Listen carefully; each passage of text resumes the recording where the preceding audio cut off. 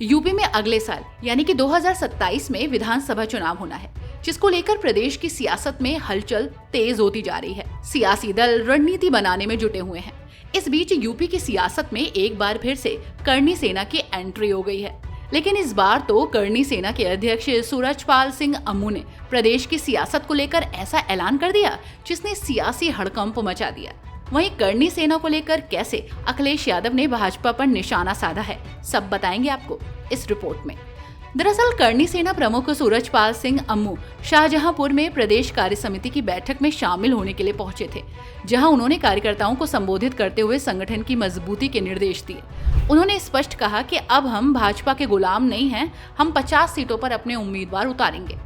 इतना ही नहीं, इस दौरान करनी सेना प्रमुख भाजपा पर जबरदस्त हमला बोलते हुए कहते हैं कि हम क्यों ना चुनाव लड़े, जब आपने राजभर जैसे नालायक को मंत्री बना दिया और तो और अपना दल सपना दल टाइप के लोगों को सीटें देते हो। वहीं करनी सेना प्रमुख ने प्रदेश में सामान्य नागरिक संहिता की मांग करते हुए कहा कि उत्तराखंड और गुजरात में लागू हो चुकी है, अब प्रदेश में भी इसे लागू करना चाहिए। इसके साथ ही गाय को राष्ट्रमाता घोषित करने की मांग दोहराई। उन्होंने कहा कि अब तो मुस्लिम भी गाय को राष्ट्रीय पशु घोषित करने की मांग कर रहे हैं। हम भाजपा के गुलाम नहीं हैं। हाँ, हम 50 सीटों पर चुनाव लड़ेंगे।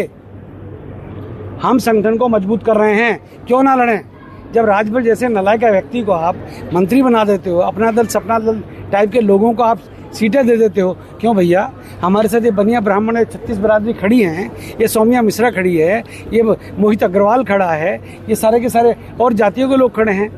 क्यों हम लोग चुनाव नहीं लड़ सकते क्या? तो सुना आपने करनी सेना प्रमुख सूरजपाल सिंह अम्मू को उन्होंने किस तरह से भाजपा पर निशाना साधा है और अब यूपी की सत्ता में भागीदारी को लेकर खुला ऐलान कर दिया है। वहीं इस मामले को लेकर सपा मुखिया अखिलेश यादव ने एक्स पर करनी सेना के प्रमुख का पोस्ट शेयर किया है और भाजपा पर तीखा हमला बोला। उन्होंने लिखा, भाजपा सरकार के मंत्रियों का ये मान मर्दन सुनने में कटु लगे।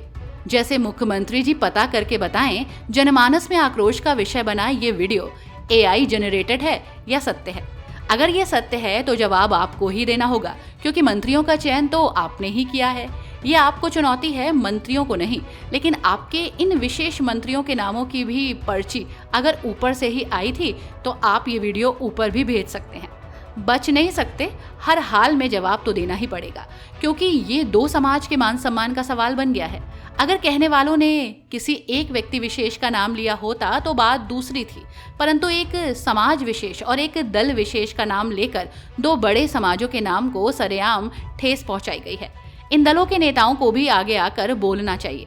अगर उन दोनों समाज के मंत्री बने नेताओं ने कुछ नहीं किया तो मान लिया जाएगा कि उन्हें व्यक्तिगत स्तर पर अपना मंत्री पद ज्यादा प्यारा है, अपने समाज का मान सम्मान नहीं। घोर आपत्तिजनक व निंदनीय। तो जिस तरह से करनी सेना ने भाजपा को सीधा ललकारा है और इस मामले को लेकर सपा प्रमुख अखिलेश यादव ने भाजपा पर तंज कसा है, तो अब भाजपा को न सिर्फ विपक्षी दलों की तरफ से चुनौती मिलेगी, बल्कि यूपी विधानसभा चुनाव लड़ने को लेकर करनी सेना प्रमुख ने जो 50 सीटों पर उम्मीदवार उतारने का ऐलान किया है, उससे भाजपा में खलबली जरूर मच गई है। वहीं करनी सेना के इस ऐलान ने प्रदेश के सियासी पारे को हाई कर दिया। अब देखना होगा कि आगे क्या कुछ होता है। तब तक के लिए आप बने रहिए 4PM यूपी के साथ।